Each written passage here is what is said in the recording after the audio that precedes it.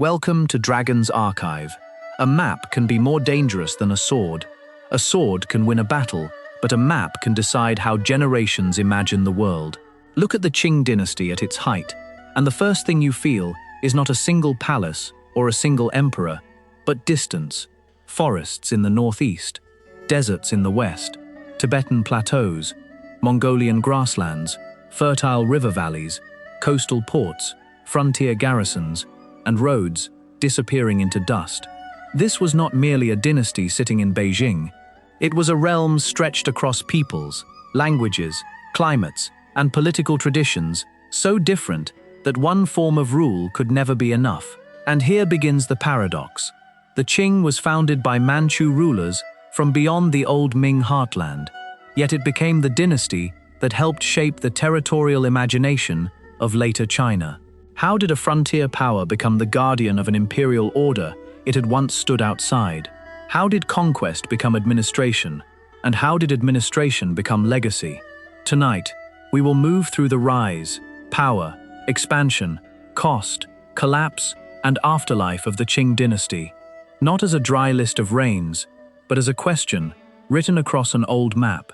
If this journey into the past makes you think, consider liking, subscribing, and leaving your thoughts below, quietly, like a note placed inside an archive drawer.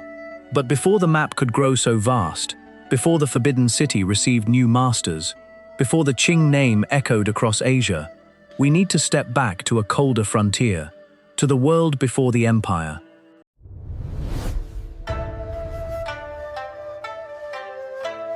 Try to imagine northern China in the final decades of the Ming dynasty.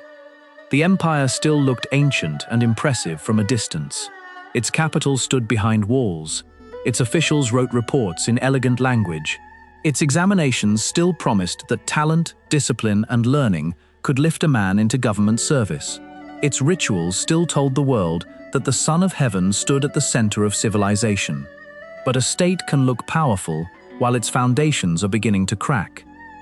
The late Ming world was full of pressure. Silver moved through the economy, but when silver became scarce, taxes became harder to pay.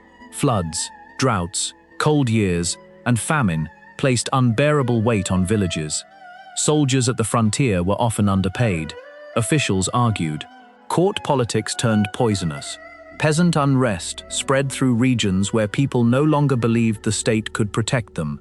The old machine was still standing, but more and more of its gears were grinding against one another. And beyond the Great Wall, another machine was being built. At first, it did not look like the future ruler of China. It came from the forests, river valleys, and frontier zones of the northeast, where Jurchen groups lived between worlds, trading with the Ming, fighting among themselves, dealing with Mongols, and learning the languages of survival. These people would later be known as Manchus. Their rise was not sudden magic. It was the result of organization, war, alliance, and timing. This matters because the Qing did not begin as a finished empire. It began as a question. How can scattered groups become a state? How can a frontier leader turn warriors, families, captives, allies, and rivals into one disciplined force? How can a people outside the Great Wall learn to challenge the empire inside it? The answer would not come from one battle alone. It came from structure. Before the Qing ruled Beijing, before its emperors wore the robes of Chinese imperial authority, before its court became one of the most elaborate in the world, the Manchu rise depended on a system that joined military organization with social identity. This system would become known as the Eight Banners. To call it only an army would be too simple. The banners were military units, but also communities. They organized households, obligations, loyalties, status, and service. They turned scattered power into disciplined power. A banner was not just cloth moving in the wind. It was a way of saying, you belong to this order, you fight through this order, you receive rewards through this order, and your future is tied to the rise of the state. This is where the Qing story begins to separate itself from a simple invasion story. The Manchus did not merely rush through the Great Wall with horses and arrows. They built institutions before they inherited an empire. They learned to use Chinese officials, Mongol alliances, Manchu military identity, and frontier diplomacy together. Their power grew because it was flexible. It could fight like a frontier state, negotiate like a steppe power, and eventually govern through the language of Chinese imperial rule. But that flexibility also created a deeper problem. If the Manchus became too much like the people they conquered, would they lose the identity that made their ruling class distinct? If they stayed too separate, would the huge Han Chinese majority ever accept them? This tension would follow the Qing for its entire life. It was not a small cultural detail. It was one of the central engines of the dynasty. The Qing rulers had to be many things at once: Manchu Khans to their own people, Confucian emperors to Chinese scholar officials, patrons of Tibetan Buddhism to inner Asian communities, and military commanders to frontier allies and enemies. The old map of East Asia was not made of clean borders. It was made of relationships. There were tribute missions, trade routes, marriage alliances, religious connections, garrisons, markets, forts, tribes, banners, clans, monasteries, and court ceremonies. A ruler who wanted to govern such a world could not rely on one message alone. He needed different languages of power. This is why the Qing story is so important.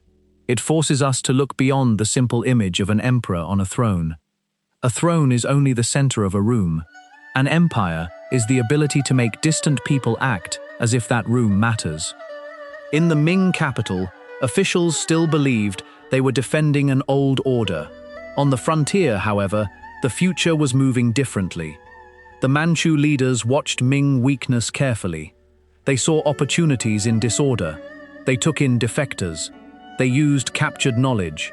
They adapted Chinese administrative practices where useful. They strengthened their armies. They formed alliances with Mongol groups. They built a state that was not yet China, but was no longer merely a collection of frontier tribes. The strange thing is that the Qing would later become famous for ruling through tradition, ritual, and continuity, but its birth was revolutionary in the most practical sense. It turned frontier mobility into imperial structure. It took people who had lived at the edge of the Ming world and placed them on a path toward the center. And the center, by the early 17th century, was no longer as secure as it looked. Imagine a city gate at dusk. On one side, officials still speak the language of order. On the other side, riders move through the cold wind. Somewhere far away, peasants are leaving fields that no longer feed them. Somewhere in the palace, memorials pile up with warnings that arrive too late. Somewhere beyond the wall, a new ruler understands that history does not always change when the strongest empire attacks. Sometimes history changes when the old empire can no longer hold itself together. That was the danger facing the Ming, and that was the opening the Manchus would use. But to understand how a frontier people became the masters of Beijing, we must now look more closely at the machine they built before conquest. The banners, the leaders, the alliances, and the cold discipline that turned a borderland power into the rising Qing state.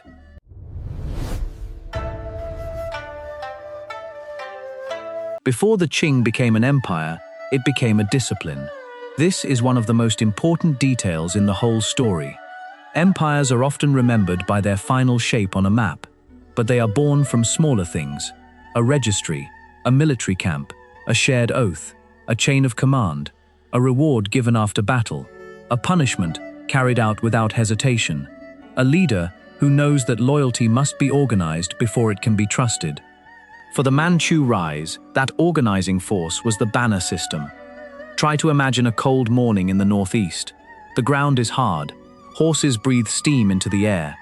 Men gather not as a loose crowd, but under colors, names, obligations, and ranks. Families are counted. Warriors are registered. Service becomes identity. A banner is raised, and beneath it, a scattered world begins to take shape. It sounds simple. It was not. The 8 banners were more than military units. They were the skeleton of a state before the state ruled an empire. They grouped people into a structure that could fight, settle, move, receive land, claim status, and serve the ruler. They created a ruling community that could be mobilized quickly and rewarded systematically. They also made loyalty visible. A person did not merely say he served the rising Manchu state. He belonged to a banner that proved it. This was the first secret of Qing power, organization before conquest. And at the center of this early transformation stood Nurhaci. We must be careful here. We cannot look inside his mind. No responsible history can pretend to hear his private thoughts across 4 centuries. But we can see what he built. From the late 16th into the early 17th century, Nurhaci unified Jurchen groups, fought rivals, challenged Ming authority, and constructed the political military order that would later become the foundation of Qing conquest. He did not simply gather warriors. He turned violence into institution. That difference matters. A warrior band can raid. An institution can expand. A warrior band depends on charisma. An institution can survive after one leader dies. A warrior band wins by movement. An institution wins by memory, records, hierarchy, and repetition. The Qing rise began when frontier power stopped being temporary. But the Manchu machine was not built from Manchus alone. That is another key point. The future Qing state absorbed Mongol allies, Han Chinese defectors, artisans, soldiers, translators, administrators, and captured expertise. It learned from enemies. It adapted what worked. It borrowed without surrendering itself. It punished, rewarded, negotiated, married, recruited, and reorganized. This was not purity, it was power. And power, when it is clever, often wears different faces. To Manchu followers, the ruler could be a leader of banners and clans. To Mongol allies, he could act within a world of steppe politics, alliance, and martial prestige. To Chinese officials who defected from the Ming, he could present a new order that still understood bureaucracy, law, grain, taxation, and written administration. This ability to speak different political languages became one of the Qing's greatest strengths. But it also created a problem that would never fully disappear. If the new state absorbed too many outsiders, what held its core together? If it remained too Manchu, how could it rule China? If it became too Chinese, how could the Manchu ruling elite preserve the distinct identity that justified their privileged position? The Qing answer was not simple assimilation, it was layered rule. This is why the banner system remained so important.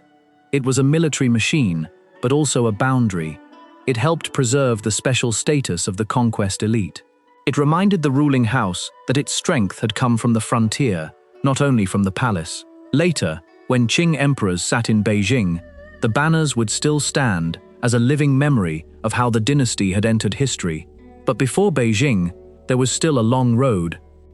Nurhaci's state challenged the Ming from the northeast, but it did not immediately become the Qing dynasty we remember. After Nurhaci came Hong Taiji, and under him, the political imagination widened.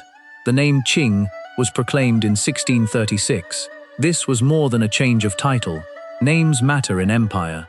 They tell followers what kind of future they are being asked to believe in. A new dynastic name was a statement. This was no longer only a frontier coalition. It was claiming the language of rulership. Hong Taiji also expanded the state's administrative sophistication. He incorporated more Han Chinese officials and soldiers. He strengthened ties with Mongols. He understood that defeating the Ming would require more than military pressure. It would require legitimacy. The Manchus needed to appear not only as invaders, but as possible restorers of order in a world where order was visibly collapsing. This is one of the hardest truths about conquest. Conquerors often succeed not only because they are strong, but because the old regime has failed enough people that a new master can present himself as an answer. That does not make conquest gentle. It does not erase suffering. It does not turn violence into justice, but it helps explain why a seemingly impossible transition can happen. A dynasty does not fall only when enemies cross the frontier. It falls when its own people begin to doubt that the old center can still hold. By the 1630s and 1640s, the Ming faced danger from several directions at once. The Manchus pressed from outside. Rebellions shook the interior. Fiscal exhaustion weakened the state's ability to respond. Military commanders held dangerous power. The court struggled to make decisions quickly enough. The empire was not destroyed by one hammer blow. It was cracked by many pressures at the same time. And here, history begins to move toward the gate. Shanhai Pass, a name that sounds almost like a border between worlds. It stood where the Great Wall met the sea, a strategic throat between Manchuria and northern China. For years, the wall had symbolized separation, inside and outside, empire and frontier, Ming order and northern danger. But walls do not decide history by themselves. Men open gates, armies move, states collapse. Choices made under pressure can redirect centuries. In 1644, Beijing fell not first to the Manchus, but to rebel forces led by Li Zicheng. The Yongzheng emperor, the last Ming emperor in Beijing, died as the capital collapsed. The old dynasty's central authority shattered. At Shanhai Pass, the Ming general Wu Sangui faced a desperate choice. Historical interpretations of his motives can vary, and later retellings have often added drama to the story. What can be said with confidence is that he allied with the Manchu forces against Li Zicheng, and this opened the way for the Manchus to enter northern China. A gate became a turning point. Picture it carefully, not as legend, not as a single romantic betrayal that explains everything, but as a moment when a collapsing state, a frontier army, a rebel movement, and an ambitious new dynasty all met at one narrow passage. The Qing did not simply break through the wall. The Ming world had broken open.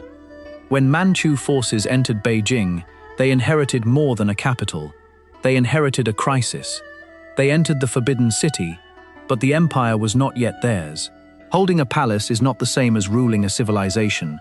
Claiming the mandate of heaven is not the same as convincing millions of people to obey. Taking the capital was only the first act. Across China, Ming loyalists resisted. Regional powers hesitated. Local elites watched carefully.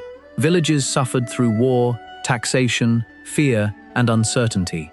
The Qing had to prove that it could do what the Ming no longer could: restore order, reward cooperation, punish resistance, feed armies, collect taxes, and present itself as legitimate. Victory, it turns out, was only the first half of the story. The harder task was transformation. How does a conquest dynasty become a ruling dynasty? How does a Manchu court govern a Han majority? How does the sword turn into law? And how does law become routine? How does fear become obedience? And how does obedience become habit? The Qing answer would be written not only in battles, but in rituals, hairstyles, examinations, appointments, punishments, compromises, and ceremonies inside the palace. It would be written in the way emperors dressed, the languages they used, the officials they trusted, and the memories they tried to control. The machine beyond the wall had reached Beijing. Now it had to learn how to rule the world inside the wall.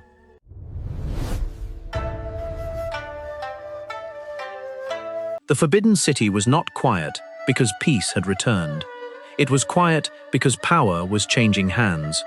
Imagine the courtyards of Beijing in 1644. The old Ming banners had fallen. The rebel forces that had taken the capital were pushed out. The Manchu rulers entered a palace built for another dynasty, under roofs designed to proclaim a cosmic order that was not originally theirs. Red walls, carved stone, empty halls, imperial gates, documents left behind, officials waiting to see which way survival would point. To step into that palace was to step into the center of a civilization. But the Qing faced a truth every conqueror eventually learns. A throne can be occupied in a day. An empire cannot. The Manchus had entered Beijing, but China was not yet pacified. The south remained uncertain. Ming loyalists resisted. Regional commanders weighed their choices. Local elites wondered whether the new rulers would be temporary. Ordinary people, exhausted by war and taxation, wanted stability, but feared what the new order would demand from them. The Qing had won a capital. Now it needed obedience. and obedience had to be built from several materials at once: fear, reward, ritual, administration, and the promise that the chaos of the late Ming would end. The early Qing rulers understood that they could not govern only as foreign conquerors. If they tried to rule the old Ming world only with banner armies, they would spend themselves in endless war. They needed Chinese officials. They needed tax records.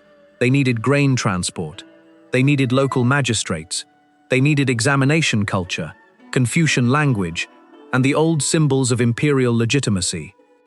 In other words, they needed the very machinery of the dynasty they had replaced. This was one of the deepest contradictions of Qing rule.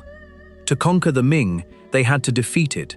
To govern China, they had to preserve much of what the Ming had used. So the Qing did not burn the old imperial system to the ground. They entered it, repaired parts of it, reshaped it, and placed Manchu authority at its center. The bureaucracy continued. The civil service examinations continued. Confucian rituals continued. The emperor still stood as the son of heaven in official language. The capital remained Beijing. The palace still performed the grammar of Chinese monarchy. But beneath that continuity, something had changed. The ruling house was Manchu. Banner privilege mattered. Manchu identity was protected. Military power remained tied to the conquest elite. The Qing court did not simply disappear into Chinese tradition. It tried to balance two needs that pulled in different directions: to appear legitimate to the Han Chinese majority and to remain distinct enough to preserve the power of the Manchu ruling class. This tension could be seen in something as personal as hair. The Q order, requiring men to wear the Manchu-style shaved forehead and braided queue, became one of the most visible signs of submission to the new dynasty.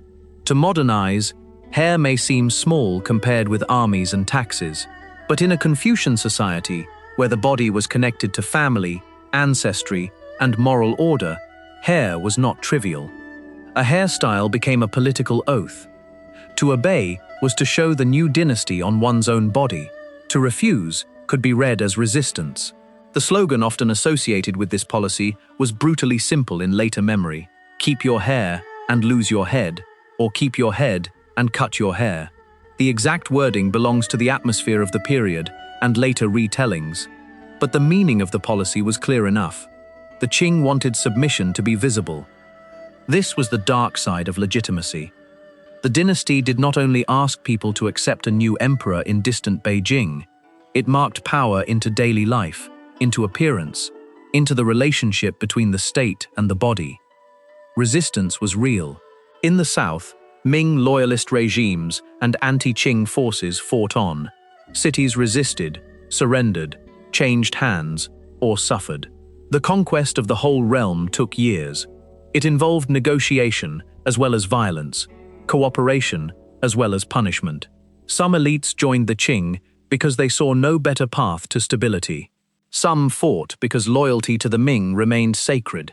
Some ordinary people simply tried to live through events decided far above them. This is where the story becomes more human. History often remembers the names of emperors and generals, but the transition from Ming to Qing was also lived by families who did not know which tax collector would arrive next, which army would pass through their village, whether their sons would be taken for labor or war, whether the local official would change his seal and continue his work under a new dynasty. For them, the question was not abstract. Would the new order bring peace, or only a different form of fear?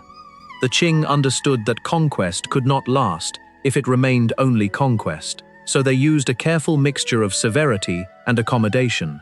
They punished resistance, but rewarded surrender. They preserved the administrative structure, but placed Manchu power above it. They used Han Chinese officials, but did not allow the conquest elite to vanish. They claimed the mandate of heaven, but also maintained banner identity. They were not simply replacing one emperor with another. They were creating a double empire, Chinese in many of its bureaucratic forms, Manchu in its ruling house and military core, and increasingly inner Asian in the way it managed frontiers beyond the old heartland. This double nature gave the Qing strength. It allowed the dynasty to speak to different audiences. To Chinese scholars, It could present itself as the restorer of order after rebellion and chaos. To Manchu bannermen, it could preserve the memory of conquest and privilege. To Mongol groups, it could work through alliance, marriage, military hierarchy, and steppe prestige. To Tibetan Buddhist communities, later Qing emperors would use religious patronage and imperial ritual as tools of influence. But the same double nature also carried danger. The Qing had to constantly prove that it was legitimate without becoming ordinary. It had to rule a Han majority without losing the confidence of its Manchu base. It had to expand across frontiers while still keeping the agricultural heartland stable. It had to use Confucian moral language while also governing peoples whose political worlds did not fit neatly into Confucian categories. This was not a simple empire, it was a layered empire. And the layers could hold, but only as long as the center remained strong. In the early decades, the center did become strong. After the first years of conquest and consolidation, the Qing entered a period in which capable rulers, disciplined administration, and expanding military reach began to turn survival into grandeur. The dynasty that had once fought to enter Beijing would soon begin looking far beyond Beijing. The question changed. It was no longer only, how can the Qing rule China? It became, how far can the Qing map expand before the weight of the map becomes too heavy to bear? To answer that, we must enter the age of the great emperors, Kangxi, Yongzheng, and Qianlong, when the Qing dynasty reached heights of power that made its empire look almost unbreakable.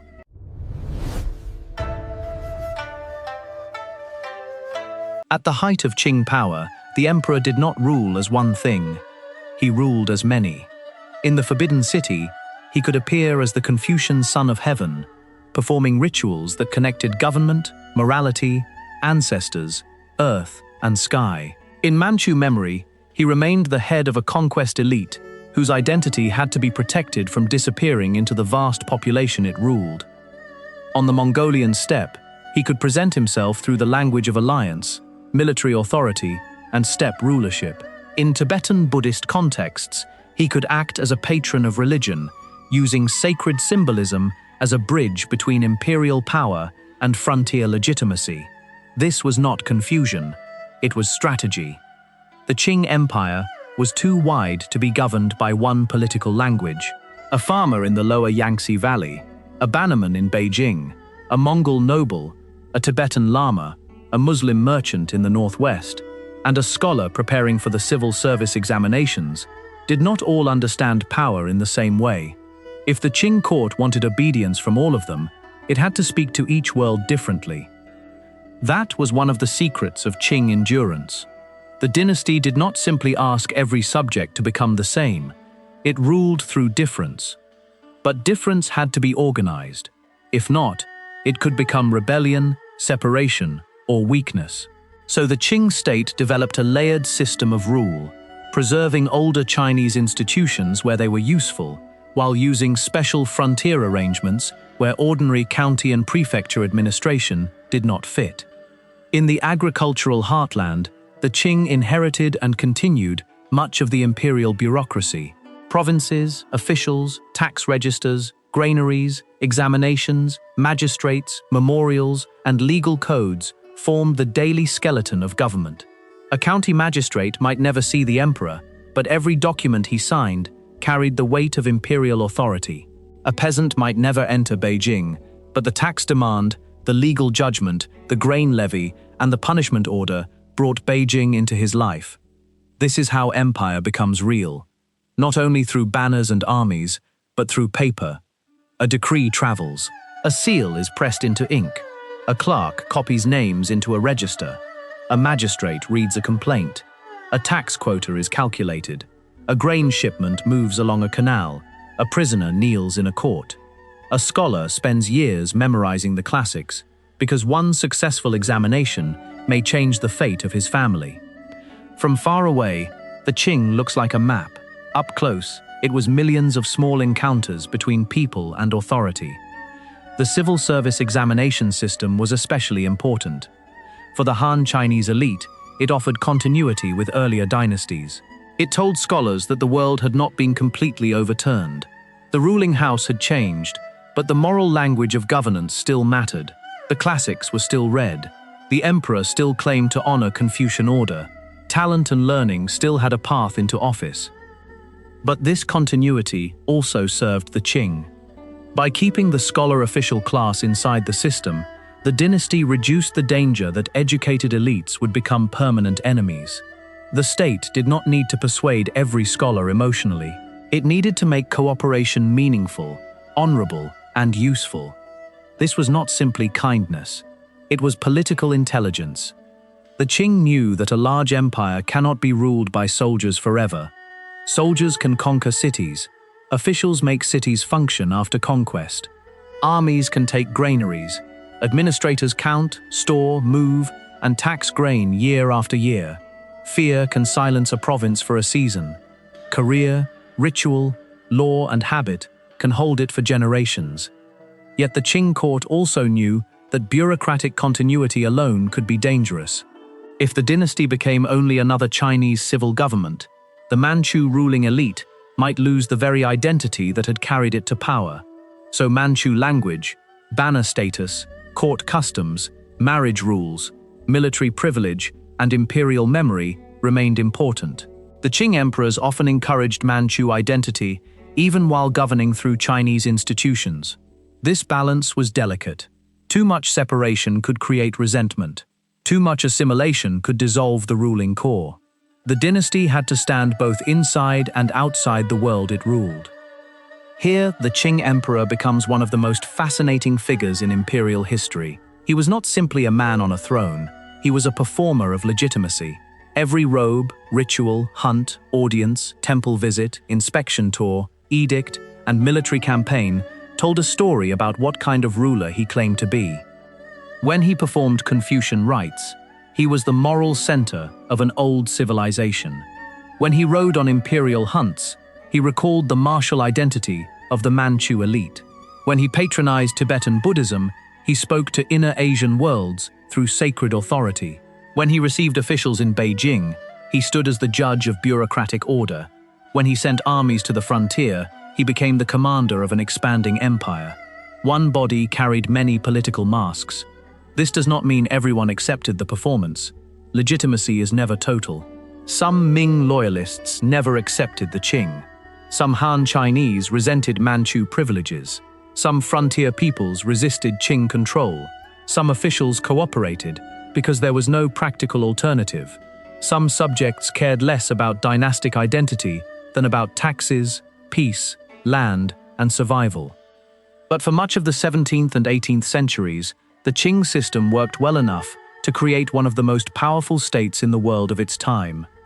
Under the Kangxi emperor, the dynasty consolidated control after the conquest period. Kangxi ruled for a remarkably long time and became associated with stability, learning, military campaigns, and careful imperial image-making. His reign helped transform the Qing from a conquest regime still proving itself into a dynasty that could claim deep legitimacy. But Kangxi's achievement was not only personal charm or imperial talent, it was structural.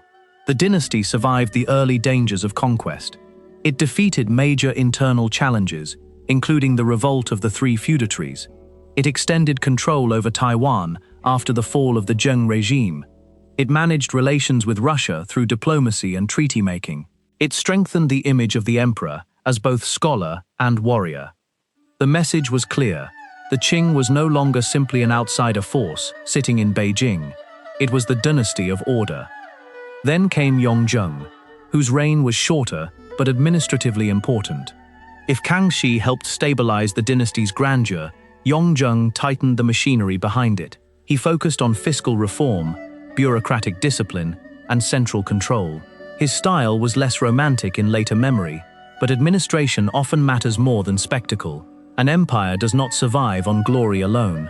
It survives when taxes are collected, officials are supervised, corruption is investigated, documents are read, and decisions move from palace to province without losing force. It sounds dry. It was not. A more efficient state can reduce chaos. It can also deepen control. It can make government more capable, but also more present in ordinary life. The same mechanism that keeps granaries supplied can also make taxation harder to escape. The same central authority that restrains local abuse can also leave fewer spaces beyond the reach of the state. This is the double edge of strong government. The Qing Empire was not merely beautiful robes, poems, scrolls, and palace ceremony.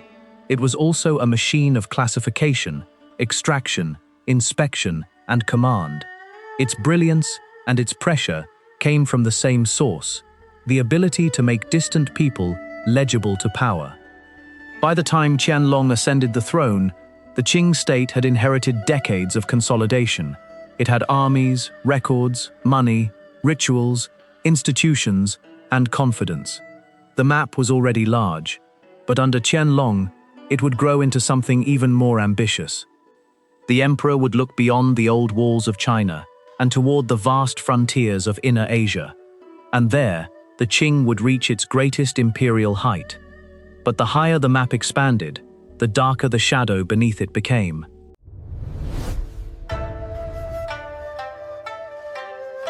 The Qing map did not reach its greatest size by accident. It expanded because the dynasty understood something older than any palace wall. Whoever controlled the frontier controlled the future of the center. For earlier Chinese dynasties, the northern and western frontiers had often been zones of anxiety. Beyond the settled agricultural world were steppe powers, trade routes, horsemen, deserts, mountains, oases, religious networks, and political traditions that did not obey the rhythms of the Chinese county system. Some dynasties tried to build walls, some tried tribute, some tried marriage alliances, some tried markets, some sent armies. None of these tools alone could solve the frontier permanently. The Qing came from the frontier itself. That gave it an unusual advantage. The Manchu rulers did not see the world beyond the Great Wall simply as an outside threat. They understood it as a political arena. Mongol alliances, Tibetan Buddhist authority, steppe diplomacy, banner armies, and military campaigns were not separate from imperial rule. They were imperial rule. This is why Qing expansion was different from simply pushing lines outward on a map. The Qing built an empire that looked in several directions at once. Toward the Chinese heartland, it used Confucian bureaucracy and agrarian taxation. Toward Mongolia, it used alliance, hierarchy, and imperial patronage. Toward Tibet, it used religious political influence and military presence when necessary. Toward Xinjiang and Inner Asia, it used armies, garrisons, local intermediaries, and new administrative arrangements. A single empire, but many methods. Under Kangxi, the Qing fought to secure its position against major threats. The revolt of the three feudatories tested whether the dynasty could truly command the south. If these powerful former Ming generals and regional rulers had broken the Qing apart, the dynasty might have remained a northern conquest regime with limited reach. Their defeat helped prove that the Qing could survive serious internal challenge. Then came Taiwan. The island had been held by the Zheng family, Ming loyalists who continued resistance from across the water. In 1683, Qing forces defeated the Zheng regime, bringing Taiwan under Qing control. This was more than a military victory. It showed that the dynasty was no longer simply defending Beijing. It was securing coastlines, suppressing loyalist alternatives, and extending its claim over the maritime edge of the empire. Another frontier lay to the north. Russia was expanding across Siberia, and Qing power was moving into the Amur region. In 1689, the Treaty of Jurchens created a negotiated boundary between the Qing and Russia. The image is striking. Two expanding empires, meeting not in myth, but in documents, interpreters, envoys, and careful language.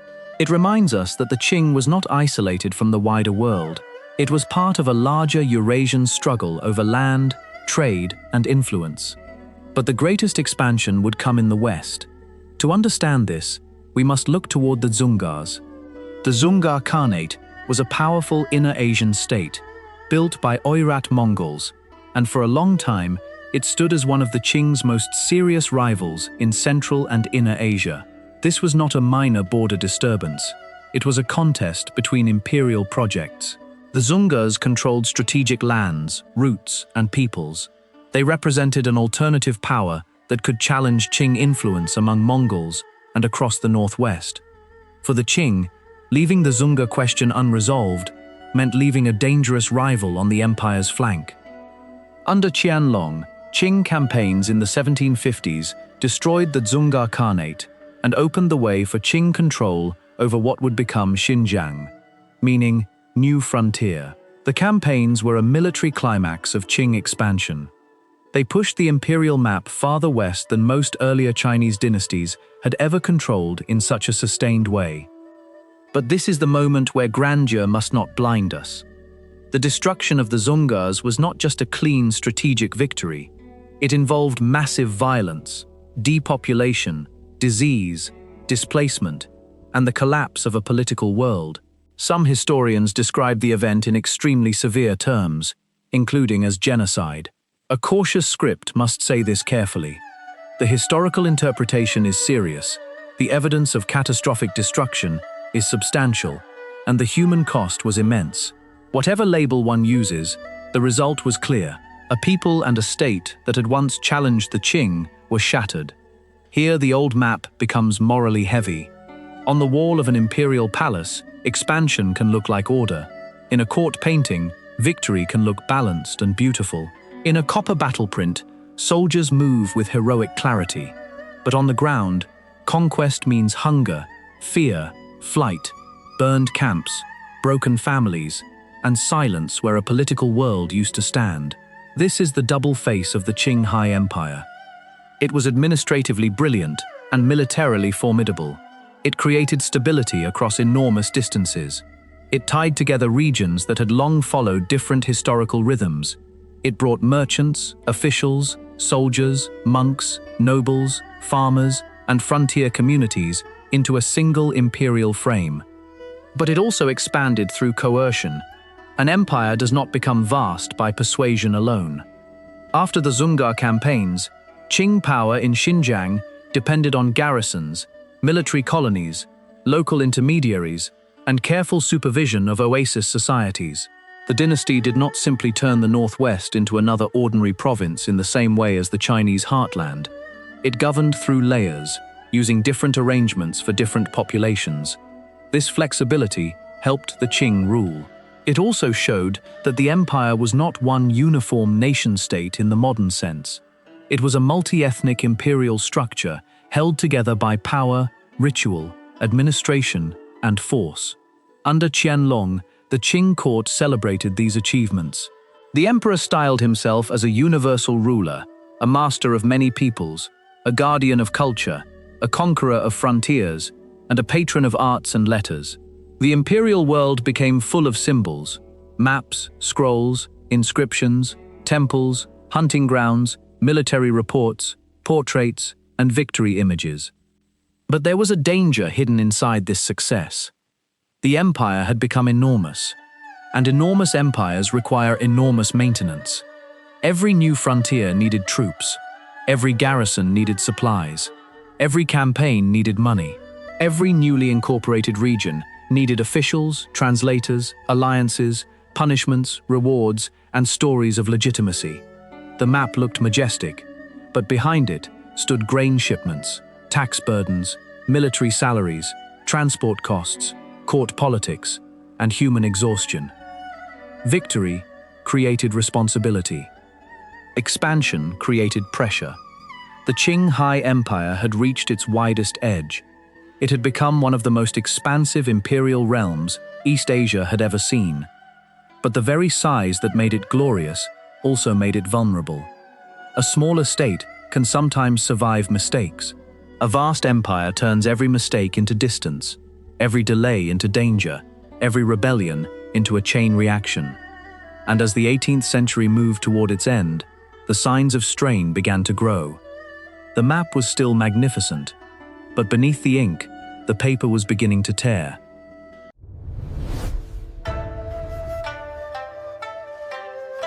The fall of the Qing did not begin with one disaster. It began with weight.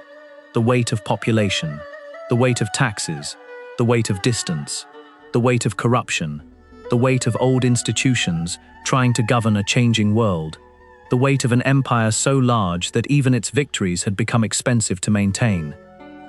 At the height of Qing power, the map looked complete, but maps are silent. They do not show the hunger inside villages, the tension inside courts, the exhaustion of soldiers, the resentment of taxpayers, or the fear of officials who know that the system they serve is becoming harder to control. During the 18th century, China's population grew dramatically. More people meant more labor, more markets, more cultivation, and more life moving through the empire. But it also meant more pressure on land. Families divided fields into smaller pieces. Marginal lands were brought under cultivation. Forests were cut. Hillsides were farmed. In good years, this expansion looked like prosperity. In bad years, it could become disaster. A field can feed a family. A field divided again and again can become a trap. When population grows faster than opportunity, the village becomes tense. A failed harvest does not remain only a local tragedy. It becomes debt, migration, banditry, protest, or rebellion. The Qing state had old tools for famine relief, granary storage, and local administration. But the scale of the problem kept growing. The machinery that had once seemed so strong was being asked to carry more than it had been designed to bear. And then there was corruption. No empire is free of it.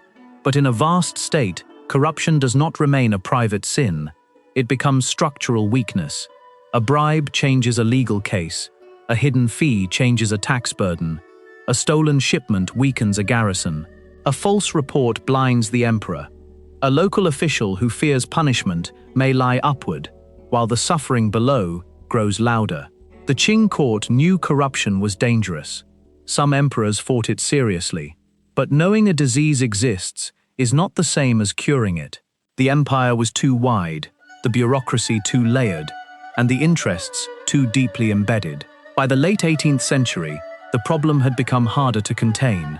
The symbol of this decay is often found in the figure of He Shen, the powerful official under Qianlong, who became notorious for corruption.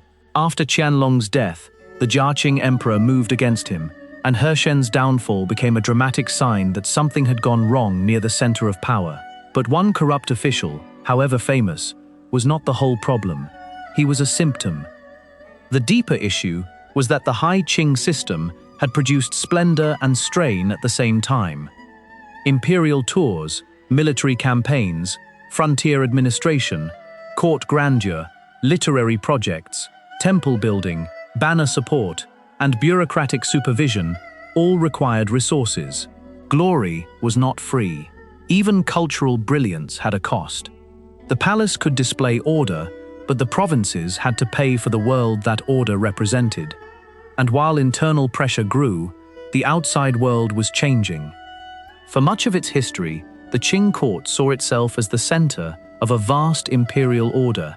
It dealt with neighbors, tributary states, merchants, missionaries, envoys, and frontier powers through systems that made sense inside its own worldview. But by the 19th century, industrializing European empires arrived with military technology, commercial demands, naval power, and political assumptions that the old Qing order struggled to absorb. The First Opium War exposed this weakness with brutal clarity. The issue was not only opium, though opium was devastating. The issue was also trade, sovereignty, law, maritime power, and the collision between two very different visions of world order. Qing officials tried to defend moral and political control. British power pushed through by force.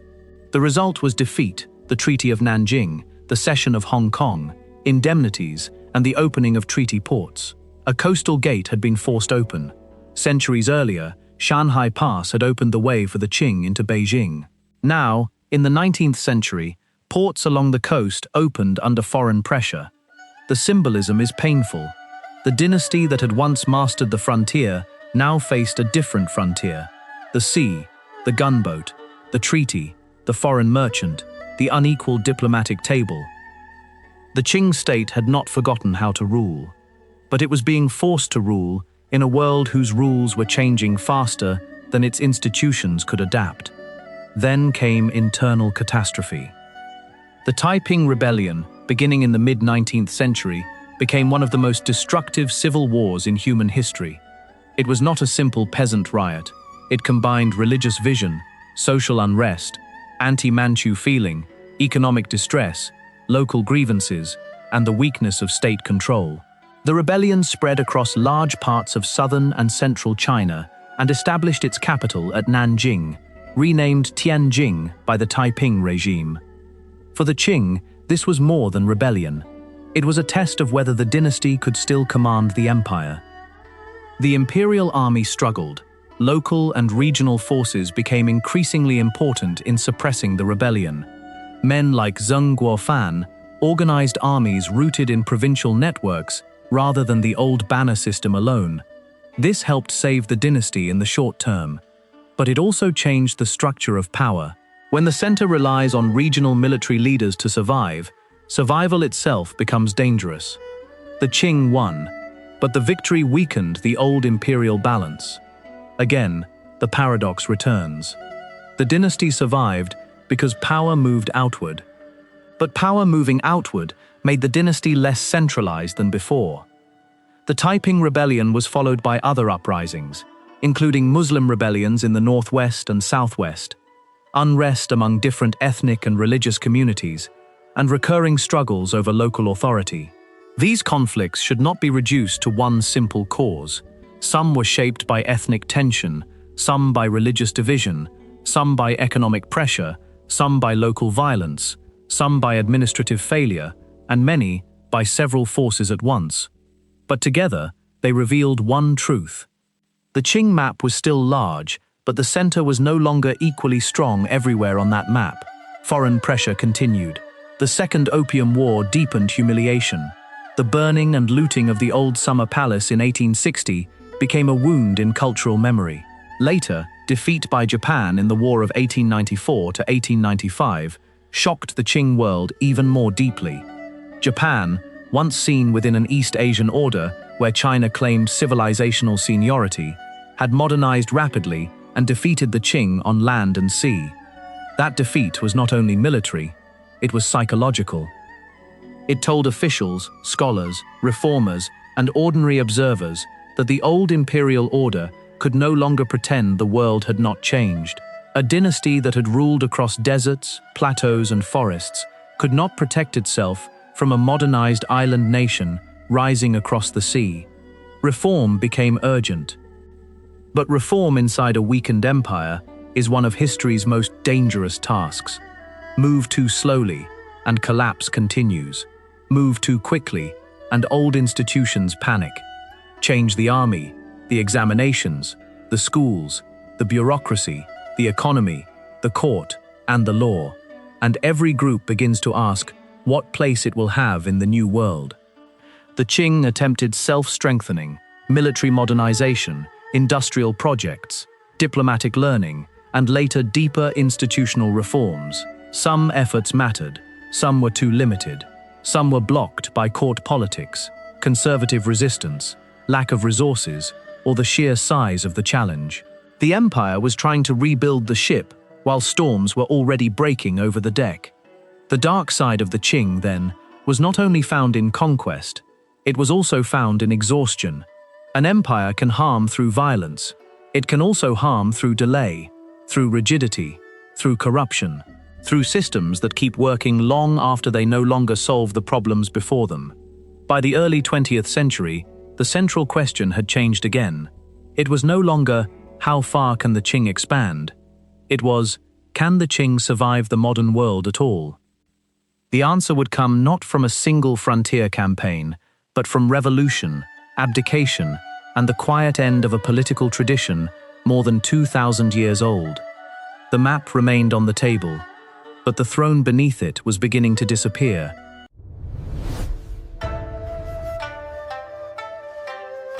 In the end, the Qing did not fall because one wall broke. It fell because too many walls had already cracked. The wall between court and province. The wall between old learning and new knowledge. The wall between empire and nation. The wall between ritual authority and military reality. the wall between the throne's image of the world and the world that had actually arrived. By the early 20th century, the dynasty was still there. The emperor still existed. Edicts were still issued. Officials still bowed. Palace gates still opened and closed. The forbidden city still carried the weight of centuries. But something invisible had changed. The old belief that the dynasty could stand at the center of order had been badly damaged. Foreign defeats had wounded prestige. Rebellions had drained strength. Reform had come late and unevenly. Provincial elites, military commanders, students, merchants, overseas Chinese communities, and revolutionaries were all beginning to imagine futures that did not require the Qing throne. This was the most dangerous change of all. An empire can survive lost battles. It can survive bad emperors. It can survive famine, corruption, and rebellion, at least for a time. But when enough people stop believing that the old order is necessary, the throne begins to stand alone. The 1911 revolution did not appear out of empty air. It came after decades of humiliation, reform, anger, nationalism, and institutional weakness. The uprising at Wuchang became the spark, but the dry wood had been gathering for years. Province after province declared separation from Qing rule. The court tried to respond, but the old machinery could no longer command the whole map with the confidence it once had. At the center of this final drama was a child. Puyi, the last emperor, was still very young when the dynasty collapsed. This image is almost unbearable in its symbolism. After centuries of imperial ritual, after the campaigns of Kangxi and Qianlong, after the banners, the frontiers, the palaces, the examinations, the edicts, the rebellions, the wars, and the treaties, the last figure on the dragon throne was a child surrounded by adults negotiating the end of an age. In 1912, the Qing emperor abdicated. With that act, more than one dynasty ended. The imperial system itself ended. For over 2,000 years, Chinese political imagination had revolved around emperors, dynasties, mandates, rituals, and the idea that one supreme ruler stood between heaven, earth, and human order. Dynasties had risen and fallen before. Qin, Han, Tang, Song, Yuan, Ming. Each had its own story of power and collapse. But after the Qing, the pattern itself broke. There would be no next traditional dynasty. This is why the Qing ending feels different. The Ming fell, and the Qing came. The Yuan fell, and the Ming came. Earlier dynasties fell, and other dynasties rose. But when the Qing fell, the imperial cycle did not simply begin again. The throne became history, and yet, the map remained. This is the final paradox of the Qing dynasty. The ruling house disappeared from power, but many of the territories gathered, defended, conquered, administered, or claimed under Qing rule continued to shape the political geography of the modern age. Later governments inherited not only a country, but an imperial question. How should a modern state understand a realm built by a multi-ethnic dynasty using many different languages of power? That question did not vanish in 1912. It became more complicated. The Qing legacy is not simple glory. It is not simple oppression. It is not a clean story of rise and fall. It is a layered inheritance. The bright side is clear. The Qing preserved long periods of stability, supported major cultural production, expanded trade and population, strengthened imperial institutions, and created one of the largest territorial formations in Chinese history. Its rulers could be highly capable. Its bureaucracy could be effective. Its court culture could be sophisticated. Its ability to govern across difference was historically remarkable. The dark side is also clear. The dynasty was born through conquest. It imposed submission through force. It preserved ethnic hierarchy and banner privilege. Its frontier expansion involved severe violence and displacement. Its late government struggled with corruption, rigidity, foreign pressure, and human suffering on a massive scale. Its wars and rebellions cost millions of lives. Its state could be impressive from above and crushing from below. And the legacy is the hardest part. The Qing left behind a map, but also a memory of how maps are made. We often look at historical borders as if they were natural. We forget that every line has a past. A mountain frontier may hide a campaign. A desert region may hide a garrison. A province may hide a rebellion. A treaty port may hide humiliation. A palace may hide fear. A painting of victory may hide the people who never had the chance to paint their own loss. The Qing forces us to ask what an empire really is. Is it territory? Is it law? Is it culture? Is it army and taxation? Is it ritual? Is it memory? Is it the ability to make distant peoples accept one center, even when they do not share one history? Perhaps it is all of these. And perhaps that is why the Qing still matters. Not because it was the last dynasty only, but because it stood at the crossing point between old empire and modern state. It inherited the world of banners, rituals, examinations, imperial hunts, frontier diplomacy, and Confucian bureaucracy.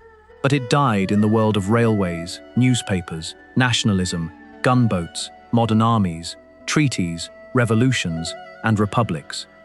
It was the last great house of an old order, and it helped create the questions of a new one. So return now to the opening image, the old map on the table. At first, it seemed like a symbol of power: mountains, rivers, deserts, cities, and frontiers spread beneath the imperial gaze. It looked complete. It looked permanent. It looked as if the hand that drew it could command everything inside its borders. But history teaches us to look more carefully. The ink of that map contains soldiers and farmers, emperors and rebels, bannermen and scholars, monks and merchants, conquest and administration, pride and humiliation, order and suffering. The Qing throne is gone. The court robes are museum objects. The imperial edicts are archival paper. The banners no longer ride out from Beijing as masters of an empire. But the shadow of the Qing did not disappear with the child emperor's abdication. It remained in geography. It remained in memory. It remained in arguments over identity, nation, frontier, and history. It remained in the uneasy truth that empires can die, while the worlds they shape continue to live. That is the paradox at the heart of the Qing dynasty. It was founded beyond the old wall, entered through a collapsing gate, ruled from the palace of its defeated predecessor, expanded across enormous frontiers, and finally fell before the modern world. Yet after the throne vanished, the map it left behind continued to speak. Thank you for watching Dragon's Archive. If this journey through the Qing dynasty gave you a new way to see history, leave a like, subscribe, and share your thoughts in the comments. Because sometimes, the most powerful thing an empire leaves behind is not a crown. It is a map that later generations cannot stop trying to understand.